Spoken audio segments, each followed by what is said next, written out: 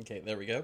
Hey, what is going on, guys? Krow Murder 15 here, doing another live stream on reaction of the Xbox E3 press conference that just ended just a few minutes ago.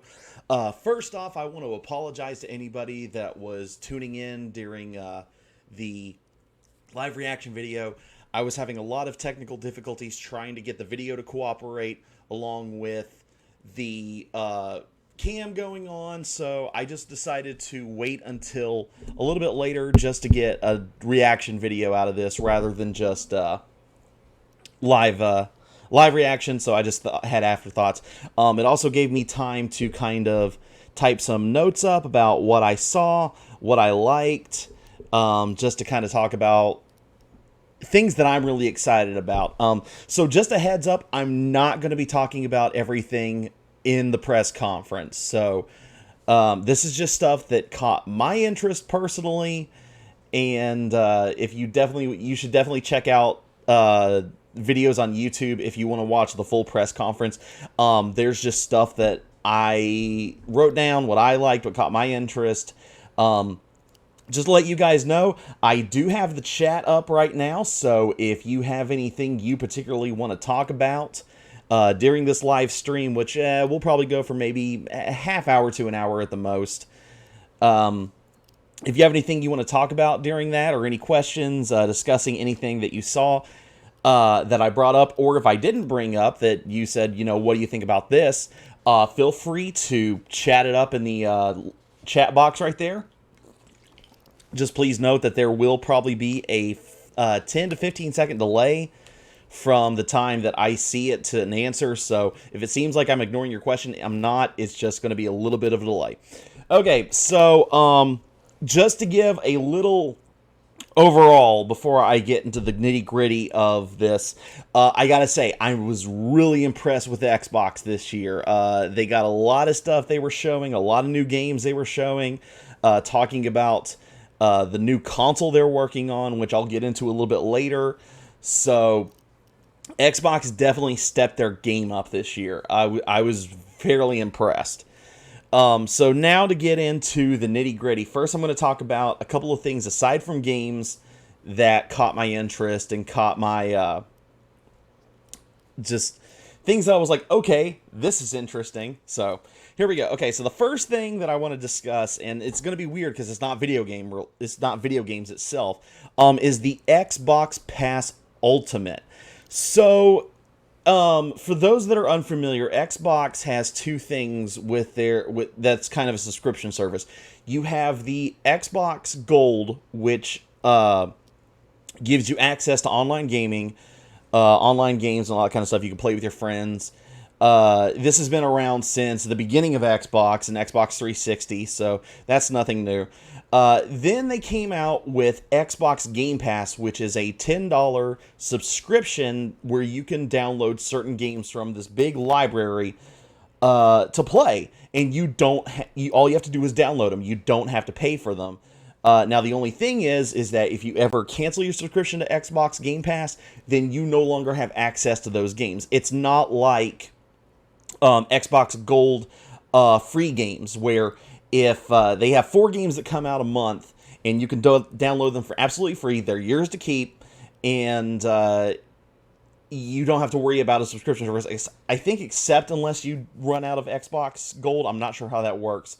But anyway, so they decided to combine all of this into what they call the Xbox Pass Ultimate. So this is going to include your Xbox Gold membership price. This is going to include the Xbox Game Pass for your Xbox. And announcing this at E3, this is also for the first time going to include Xbox Game Pass on your PC. So Xbox is really trying to step up their game, trying to expand from just console. They're wanting to move into PC. They're wanting to move into mobile gaming. They're wanting to expand just how much they're wanting to do with their gaming besides just the Xbox. And I got to give them props for that, because a lot of video game companies are just kind of like, here's our console, buy it. I applaud Xbox for wanting to try something different, want to expand. I just really hope that they kind of follow up with what they're giving us. Now, the Xbox. Now, there's a couple of things that I like and I don't like about the idea for this Pass Ultimate. Um, there is for as far as the fee, it's going to be $15 a month for everything. And like I said, that's Xbox Gold, Xbox Game Pass for your console, and Xbox Pass on your PC. And if you already have a pre-established Gold or Game Pass account, that's going to stack up onto your uh, previous time. So say, for example, like, okay, I've got an Xbox Live account right now, or Xbox Gold account, and it's not due to renew up until February. So if I get the Xbox Ultimate Pass, I don't have to worry about Xbox Gold up until that point. It'll stack upon it. Now, the only thing that I don't like about this, because this sounds like a great service. The only thing that kind of neglects me about it is that it doesn't, well, as of right now, I hope they do this in the future, they don't have a subscription service where you can combine it. Like, you have to pay monthly. It's not like you can pay for it for every 3 years, or not 3 years, but every 3 months or a year. I would really like to see them do something like that, like how they do with Xbox Gold. But it sounds like a great service for people that are just getting into Xbox. $15 a month, I know it sounds a little pricey, but considering everything that you get with it, it's actually not that bad a deal. Because for those that aren't familiar, along with Xbox Gold, you can get up to 4 games that they release each month that you can get for absolutely free. So that's a plus. It's something that I really liked, and I was like, this is really interesting. I hope that they do some type of yearly subscription with this, because if they do, I'm definitely on board for this. Okay, so going next into some other stuff that's not actual video game announcements. They are doing a new Elite controller.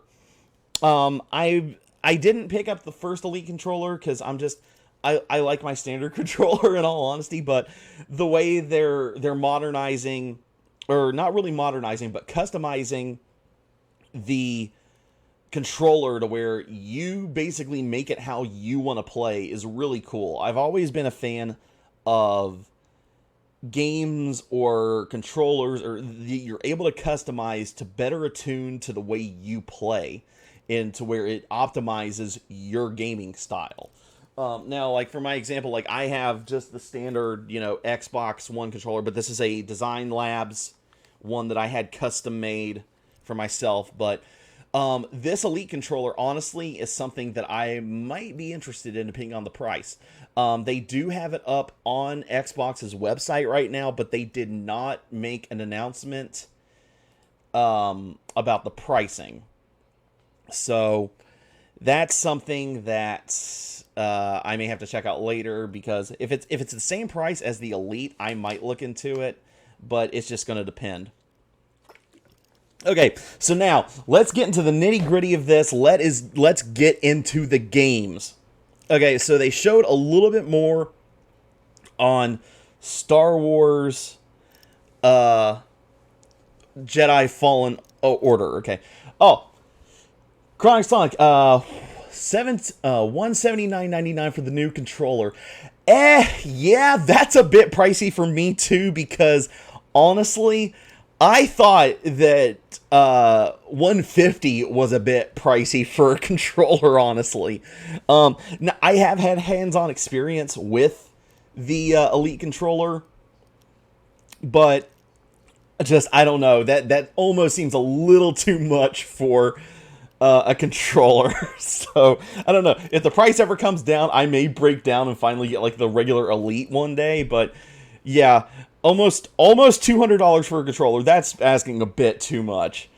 But anyway, going into the games, they did show a little bit more on Star Wars Jedi Fallen Order.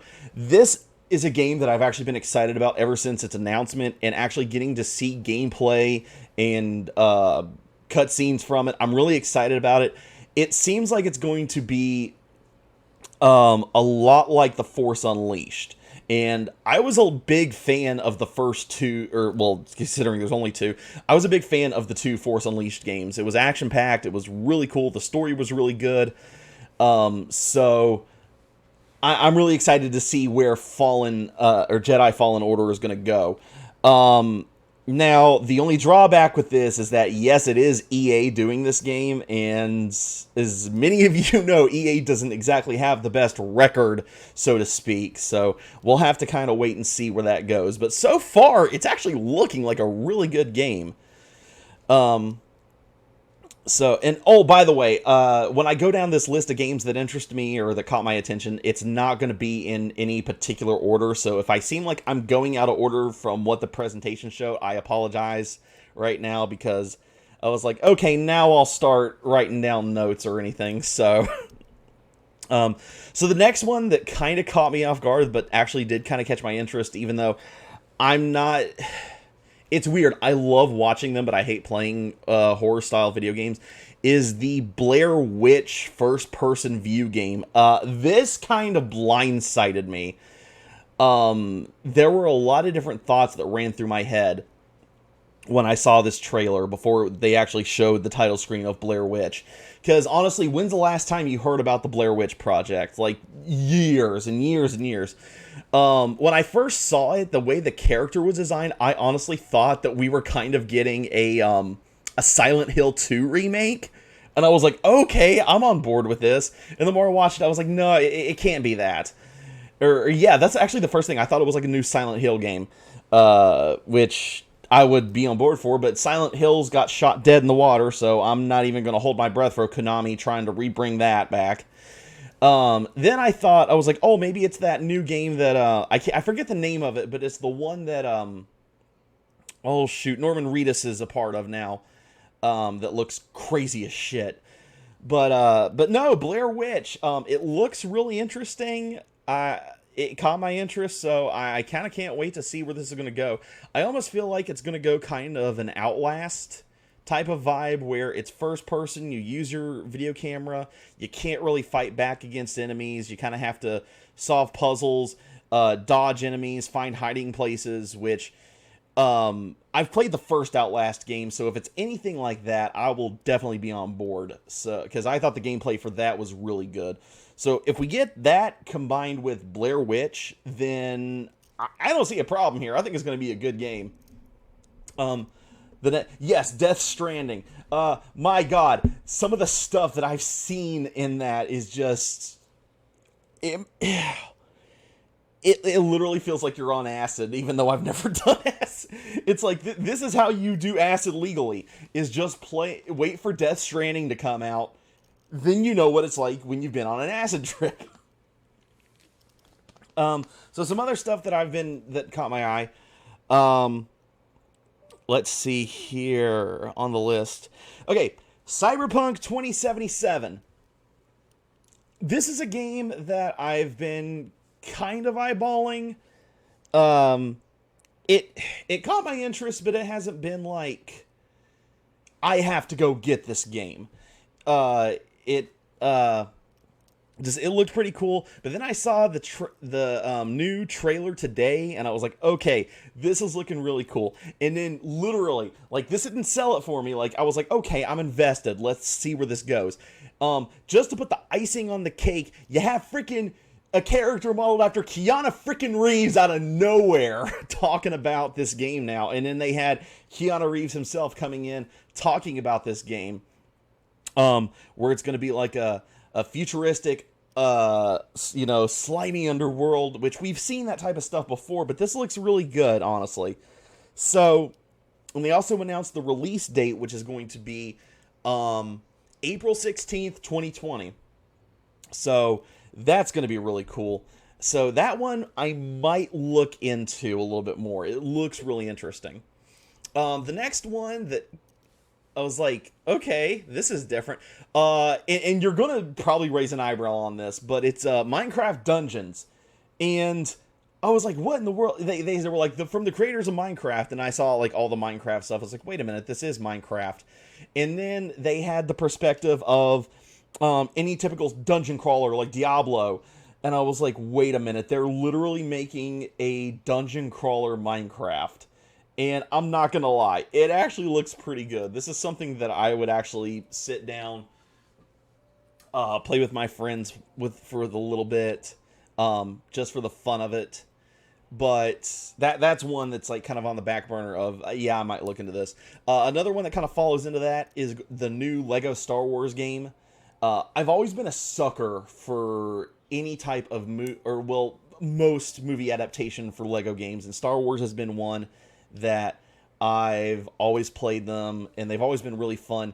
So I'm gonna look into that. It looks like it's gonna be pretty cool.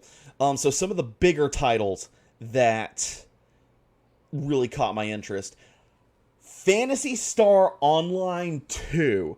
So not a lot of people know that I'm a really big fan of Phantasy Star Online. I really liked it when it first came out, originally for the Dreamcast. Then they ported it to the Xbox 360.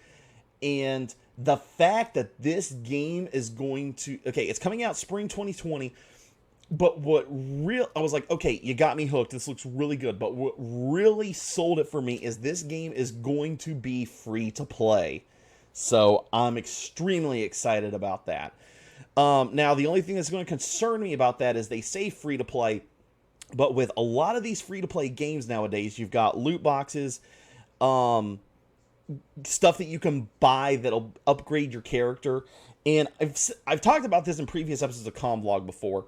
Is I don't like it when it's a loot box that gives your character an upgrade where it's basically pay to win. If the loot boxes are purely cosmetic, then that's fine. But that's something we're just going to have to wait for. Next up, I wish Drew was kind of still hanging around in the chat for this, because I know he's going to love this. We finally got some gameplay footage of the new Battletoads game. And for those that know me, I love Battletoads. I know the original NES game is hard as balls. They don't have a lot of games after that. I mean, they had the arcade game. They had Battlemania on the Super Nintendo. They had the crossover with Double Dragon.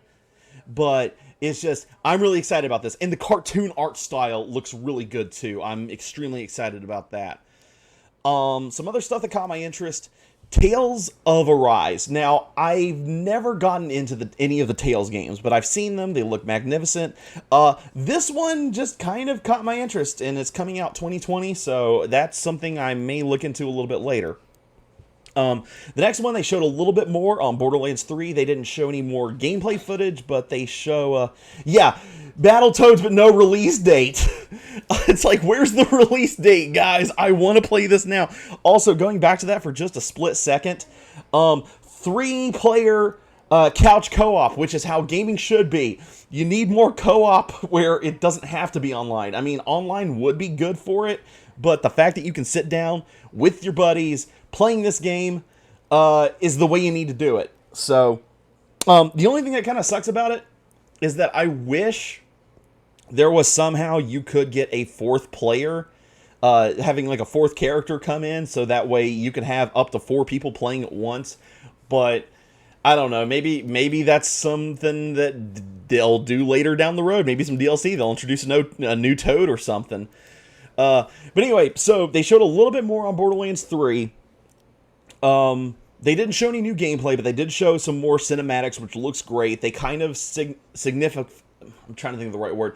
They went into more detail of kind of what each new Vault Hunter is going to do. Plus, they also announced that there is brand new DLC coming out for Borderlands 2, which I think, if I read it correctly, it came out today. And the best part, it is absolutely free. Now, the only thing is you do have to have the Borderlands Handsome Collection in order to play this, because that's part of the... Borderlands 2 is part of that package, so you do have to have Borderlands 2 on your Xbox to play it, of course. But I can't wait to play it. I think it's going to be really cool. I can't wait to see what they do with it, because I've always been a big Borderlands fan.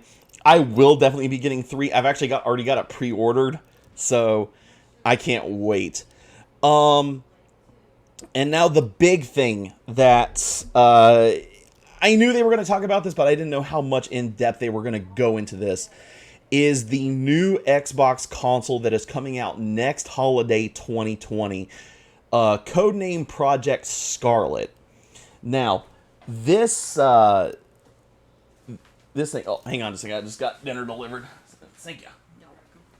Sit up there for a minute. They burnt your onion rings first time, and I took them back. I said, these are not edible. No. But so Project Scarlet.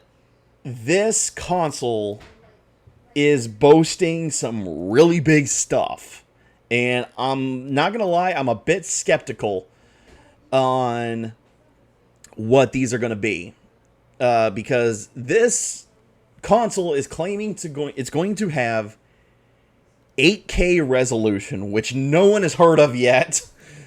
It is going to boast having 120 frames per second, which I know some PCs, I think, do that, but to have it on a console is going to be utterly insane. But with this release of this console, they finally announced and showed some footage for Halo Infinite.